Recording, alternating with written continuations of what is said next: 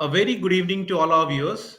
On the behalf of Human Biological Institute, I, Santosh Kumar Das, wholeheartedly welcome all of you to today's live talk on Fearless Against Rabies. Today is 6 July, and on this day, in the year 1885, a French biologist, Sir Louis Pasteur, administered the first rabies vaccine to a 9-year-old child, Joseph Meister, who was bitten by a rabid dog. The day is observed worldwide to commemorate this great achievement and also to raise awareness about risk of zoonotic diseases and their prevention. Now, before we enter into the live talk session with our speaker for today, I would like to share a brief about Human Biological Institute. Human Biological Institute is a division of Indian Immunologicals Limited with the vision of shaping global healthcare by spearheading the One Health initiative. Indian Immunologicals Limited (IL) was established by National Dairy Development Board in the year 1982 as its unit and later registered as a company in 1999 with the name of Indian Immunologicals Limited. Human Biological Institute (HBI) was established in the year 1998 when the Government of India requested IL to produce a modern tissue culture anti-rabies vaccine to phase out the unsafe nerve tissue vaccine. The first manufacturing facility of HBI was established at Ooty. The facility is one of its kind in India to have rolled out first varicose culture rabies vaccine in the year 2000. Subsequently, HBI launched other vaccines and currently HBI is a major player in human vaccine segment. HBI today is a leader in anti-rabies vaccine segment and is present in around 50 countries. HBI has three state-of-the-art manufacturing facility. One is at Ooty, Gachibowli, Karkapatla, that is in Genome Valley.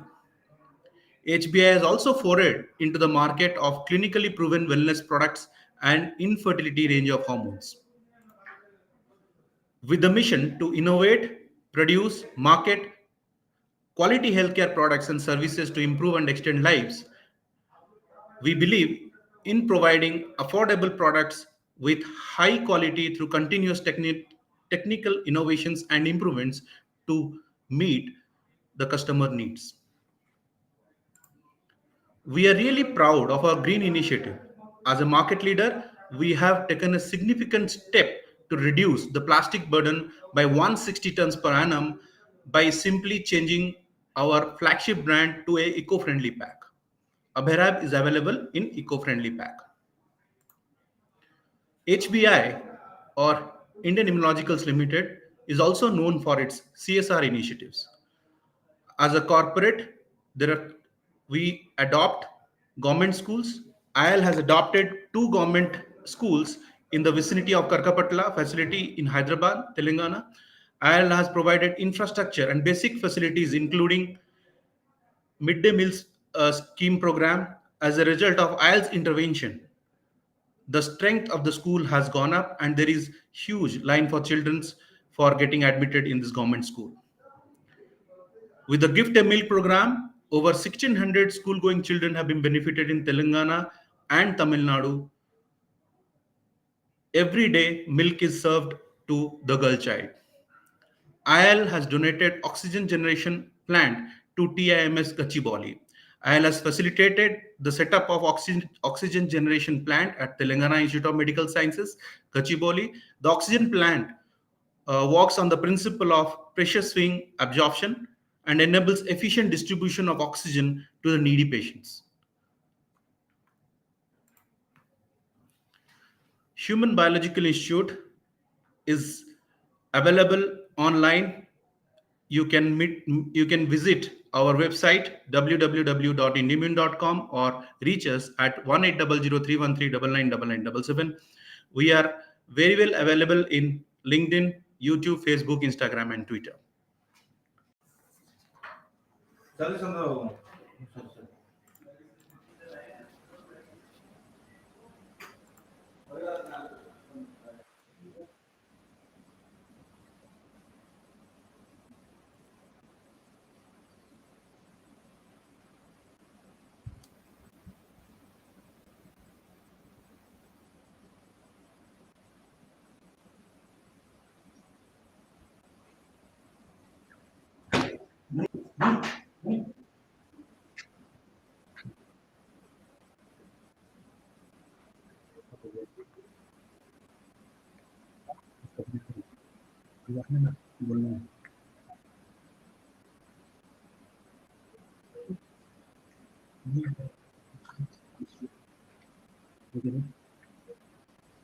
Today, we have an exclusive session on emergence of zoonotic disease,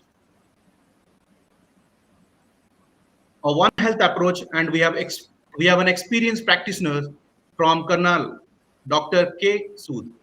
Dr. Sood is practicing as family physician for the last 35 years in his own nursing home with indoor facilities. He served as IMA president for Karnal. He is honored with many clubs and forums as ideal physician, declared outstanding young person by JC's club some years back. He has delivered many lectures on varied subjects at many platforms.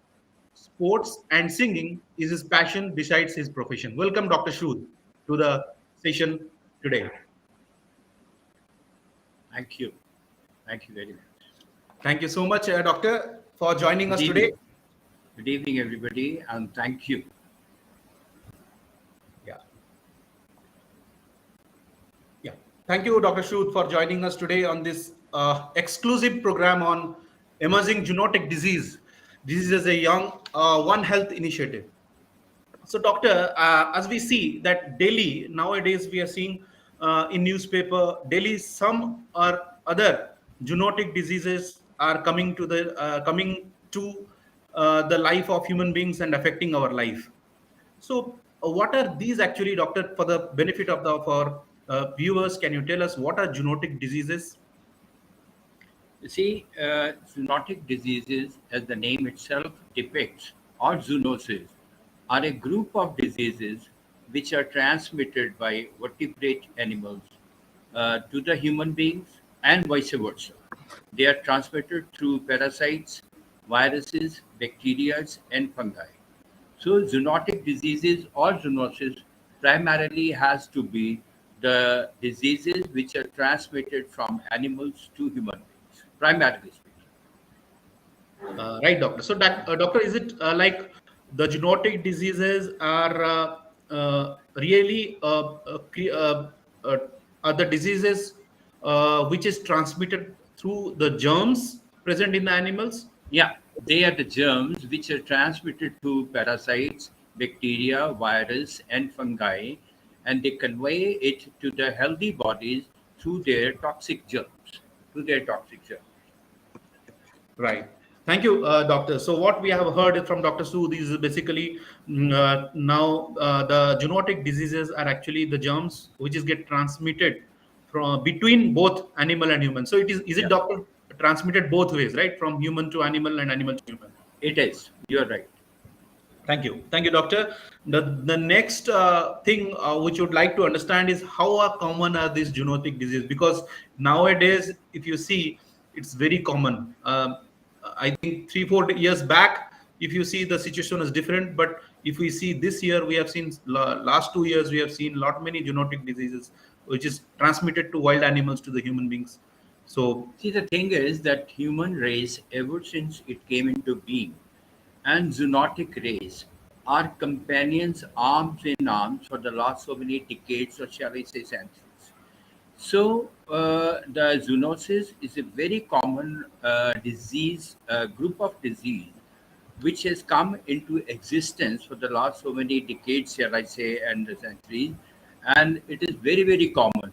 See, so much common that it is not a very common ailment. It can be fatal at times. It can be life-threatening at times, and the ratio or the happening of zoonotic diseases is pretty common. Pretty common. Right. So, thank you for sharing this, doctor. I think if you see the last 5 6 years down, what we have observed, we have seen the zoonotic diseases spreading like anything. Because in the last 4 5 years, we have seen 4 to 5 new diseases which have come up to our lifestyle. So, thank you for sharing this. The next one we'd like to understand is, doctor, from you, which are the most common zoonotic diseases in India, and how Well, they get spread from animal to human. Well, if we restrain ourselves to our continent, that is our country, India, then the most common are influenza, rabies, and plague to Hanaia. Otherwise, it was plague to cite a few zoonotic diseases. And then and there is coronavirus also, which affects your lungs in a respiratory pathology, and then salmonellosis, brucellosis, and there are so many other diseases which are commonly seen, but the most common has to come into sight, at least in India, is rabies. Yeah. Thank you so much, doctor. Because we see, because of rabies, so many people die. And if you see in the news, there 2 weeks before, there is a news where in Kerala, one girl died because of animal bite. So, thank you for sharing this, doctor. How do germs spread between animals and people? See, there are various medias and there are various ways where these toxic germs get into human body through animals. One is the direct contact. Direct contact is when a human being, shall we say a child or a grown up, uh, fiddles or fondles the animal. Shall we say a dog? Shall we say a cat? Shall we say any other animal which is pet in your house? If we go into direct contact with that animal through its feces, mucus, blood, urine, and any other body fluid, then you get infected. One is direct contact, another is indirect contact. Indirect contact is when you don't come in direct contact with the animal, and you come in the things that are animals has used, like his sleeping place, like his eating utensil, his Utensils. drinking utensil, even the clothes that he's wearing. If you come in touch with that clothes, that is indirect transmission of the rabbit virus. And number three is vector borne. Vector borne is when some insect bites you, a flea bites you, a mosquito bites you, and transmits that disease. Another is food borne.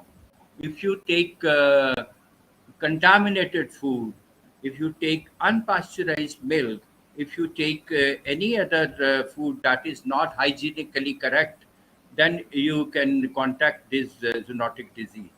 And the last one is waterborne. Waterborne, which is very common. Water which is already contaminated by these toxic germs, by these animals, if you come in contact with that water, even by touching that water, and then inadvertently taking it in your mouth or any other surface on your body, which is not where the mucus is broken or where there is a injury, scratch, or whatever, then the virus is supposedly has an entrance to enter your body. So these are 5 or 6 media where you get this entry to the human being body. So thank you so much, doctor. I was not aware of the fact that yes, things like bites through vectors like mosquitoes or flea. Ticks, fleas, huh? Yeah. They are all vectors. They are all vectors. Oh, they are also included in the zoonotic Yes, disease. yes, yes, yes. They are. They are. Great. Thank you so much for this information, doctor. Then we have the next thing we'd like to understand is: are these zoonotic diseases life-threatening? How life-threatening are they? Uh, they are diseases, all right, but at the same time, if you come in contact with these diseases and leave it untreated and leave it unattended by a physician, or as a child, there is a tendency in children not to tell their parents or their elders that they have been beaten or even scratched or bruised by the animal, so they can prove to be fatal, really fatal. And come to talk of the most common disease in our country, rabies. Yeah. Rabies is 100% fatal, 100% fatal. Unless until countered at the right time by right approach. Yes. And the approach is, of course, the doctor with the right kind of vaccination counseling. You cannot get treated. And it is 100% fatal, life threatening, and it is really fatal. Yeah, it's really very sad to see that so many lives we are losing in India. Although we have complete prevention available in terms of rabies. So thank you for bringing that point to the viewers. The next thing would like to understand, Doctor, who are actually are high risk to the illness of from the genetic diseases? See, the high risk species amongst the human races, of course, number one is children. They are 15 years and less. They are the most common fondlers and handlers of these pet animals. So they are the segment which are most common. Number two is any patient or any human being with lowered immunity, and anyone above 65 years of age. है ना? And of course, the lowered immunity also includes the pregnant women. So Pregnant these women. are Okay. the, yeah, Pregnancy, yeah. these are the segments that more are liable to catch the disease. Yeah, pregnancy is always a stage where every woman needs to take a lot of care during this period, and Absolutely. always people who have low immune system. We have seen during COVID time also people suffered because of low immunity. So that's Absolutely. what message we thank you for giving this again to the viewers. And last 2 years, we have seen how immunity has a bigger role in. Yeah, we Who know can know it better? about Who can know immunity. it better than the COVID thirst? Yes, yes. COVID So has really come in to stay at your homes. So correct. you got to know what is immunity and what is lowered immunity. Thank you, doctor. The next, what would like to know about zoonotic disease? One of the important aspect, important aspect, which we feel that certain. How can we take precautions, or how can we protect ourselves and our family from these kind of diseases? See, they are not set lines or guidelines as to prevent this disease, zoonotic disease, but there are some precautionary medicaments, precautionary measurements that one should be very aware of it. And one and top it all, who knows it better than the current population around the world, is washing your hands. See, Yes, the sanity of your hands, sanitation of your hands is a must. If you touch any animal, even if it is your pet animal and vaccinated, you are absolutely sure that I have got my animal vaccinated. But then if you handle that particular pet in a way that it should be handled, whatever fondling or nearness you have to that animal, you put your fingers into his mouth, you feed him, you touch him, you embrace him, you do anything, because the children and some of us are very fond of these animals, shall I say dog, cat, or whatever. They are the pet animals then. But you must wash your hands properly with soap and water. Soap and water is absolutely 100% aseptic measures that the doctor always advises you that soap and water, running water are the best aseptic measures to wash your infection. Number two is, if you don't have an access to soap and water, then any antiseptic lotion with 60% and above alcohol content is the way that you should be doing it. And the next is prevent and counsel your children not to do over treating with the pets, and save yourself, and try to take healthy food, not the unpasteurized milk, not the or not the contaminated or undercooked food, and your water intake should also be very sterile. But the best and the foremost is washing your hands with soap and water. That's the best I can advise everybody. Right. Sir, the next thing what we would like to understand is that now, well, today we are discussing, we are commemorating the Zoonotic Day, Zoonosis Day, because of one greatest gift to the humankind by Sir Louis Pasteur, that is the rabies vaccine. Rabies is still present in many countries, and also it is endemic in India. It is impacting several lives. It is 100% fatal but 100% preventable disease. More than 59,000 people die from the disease around the world every year, and in India, more than around 20,000 people succumb to rabies every year. So, doctor, on this aspect, can we understand something more about rabies? So, can you just, for the viewers, can you just again tell something about rabies and how it is transmitted? See, rabies is of course, a viral disease which is transmitted into human being by, say, coming in touch with the animal's mucus, saliva, blood, urine, and any other body fluid that the animal transmits it to the human being. Now, this transmission goes through the bite, the direct touch. The touch should be that the human skin should be broken somewhere, that the virus gets the entry. The virus only gets the entry if the skin is broken. Skin is only broken when there is a scratch, there is a deep bruise, there is a deep injury by the bite, or whatever. Then the virus is likely to enter your bloodstream, your lymph system, and go to the brain, which is a fatal component to harbor the disease and multiply into fatal composition. So the entry is by the bite, scratches, or deep injuries, bruises, rabies virus.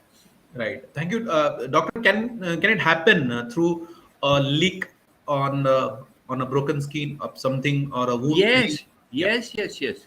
Yes. I told you that if the skin is broken, then even the lick, any kind of body fluid, lick, what is lick? Lick Yeah. is a body fluid. It is a Got it. oral fluid. It's saliva. Right. Saliva, if it contains any rapid virus and you have anything like broken skin, you had it. You had it. The entries, the portal of entry is already there for you Yes. to have it. Yes. Now, doctor would like to understand. Suppose, like, what are the first aid measures immediately? What patient should do in case of a bite or a scratch, rather than getting panicked, because people get See, panicked after a bite an animal. Yeah. See, there is nothing like getting panicked.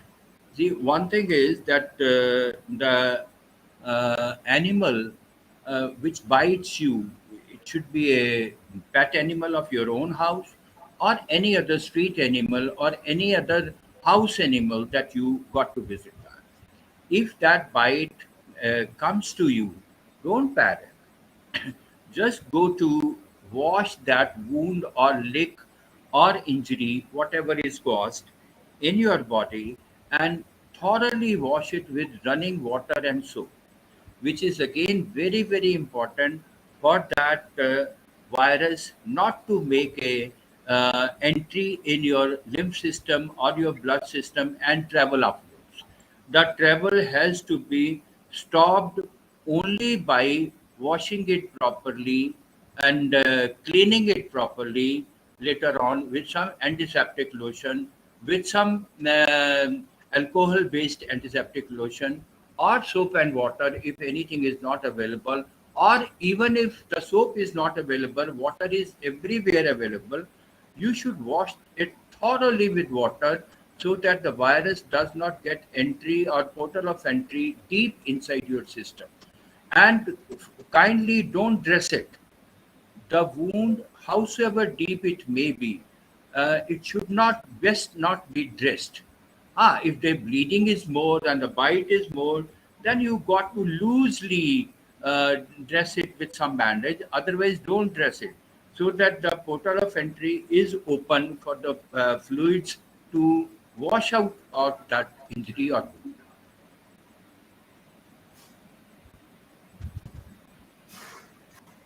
Yes. So, doctor, am I audible to you? There is Yeah. a, yeah, No. it's fine. There is a glitch. That's why. Fine. Thank you for giving such a detailed uh, uh, on the first aid for animal bite. Basically, most of the people forget the first aid step at home, which we have water, running tap water, and soap and detergent and See, household. And that is vitally important yeah. before you walk to the doctor for the rest of the trip. Yes. So first aid treatment is very much essential, like washing and what you have said. Thank you again, doctor. One more thing would like to understand, because doctor, anytime we see that after an animal bite, we go for vaccination or an exposure. So there is something called pre-exposure vaccination.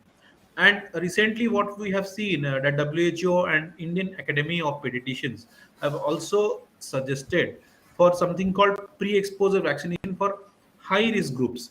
So, can we just understand more about you from doctor pre-exposure vaccination? See, the pre-exposure vaccination, or shall we call it PrEP, PrEP PrEP.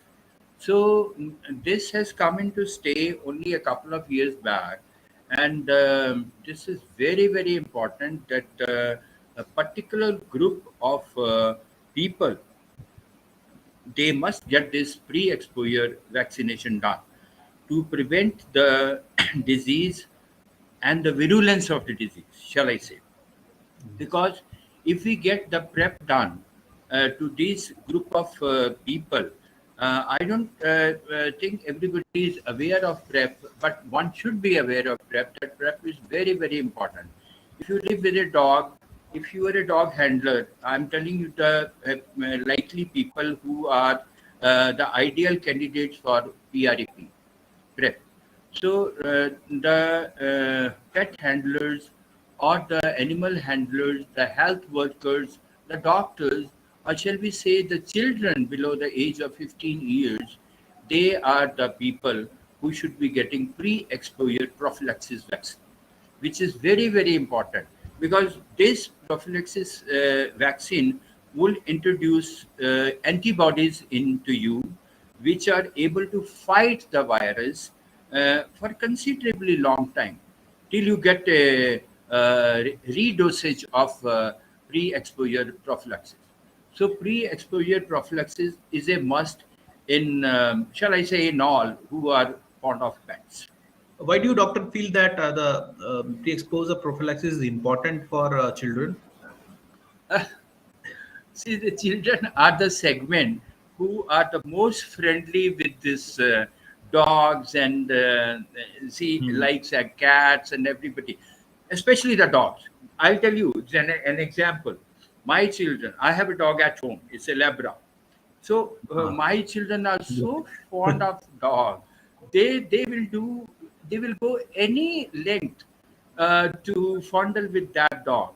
They feed him, they play with him to the extent of even sleeping with them. So there is every chance that they go and outside in the street to have a stroll with them. But you see, exposure chances are always there. Of course, the vaccination has to be done with your pet.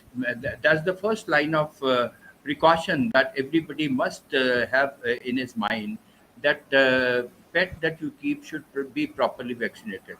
But then, pre-exposure vaccination for these animal handlers and the children is a must, because children are the segment. Even if they get a lick, even if they get a small injury, even if they are bitten by your own dog or a street dog, they won't tell the elders because they are afraid कि हमें डांट पड़ेगी, हमें मार पड़ेगी. Yeah, this So happens. This happens. This, even if when I was in my childhood, I will also not go and tell my parents if I have bitten or scratched the absolutely, absolutely. animal. But that can at times. I am not scaring you people, but that can be scary at times. That can be dreadful at times. So these are the segments who are a must for pre-exposure prophylaxis. Right. And for data, for the statistics to be shared with the viewers, we will like to say that as per WHO, more than 40% of animal bite happens to children below 15 years of age. So definitely, Absolutely. yeah, definitely this becomes a big part for preventing rabies in kind of children. So I think, Doctor, we had a great session with you today. Thank you once again for joining us today and enlightening all our viewers in on zoonotic diseases, emerging zoonotic diseases. And just one thing, just wanted to understand that what is this One Health approach and how, as a public, we can be a part of this. See, One Health approach is a mass education, a mass counseling of the total population or the people who are directly in touch with these animals that you should be preventive in your approach. You should be preventive in your approach of pre exposure prophylaxis.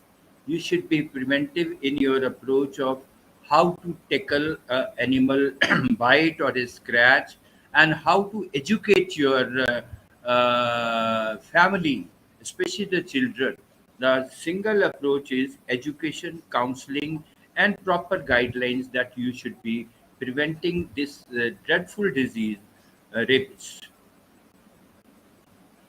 Yeah, thank you. I think it was great to host you, Doctor Sood here, uh, I and am not Sood. I am Abhay Doctor Sood for Doctor Abhay. I am Abhay Sood for Abhay Rev. So my my first name is Abhay. Yeah, So yeah, it is sure, Abhay correct. Sood for Abhay Rev. Oh, that's great. So, thank you so much, sir, for being here with us today.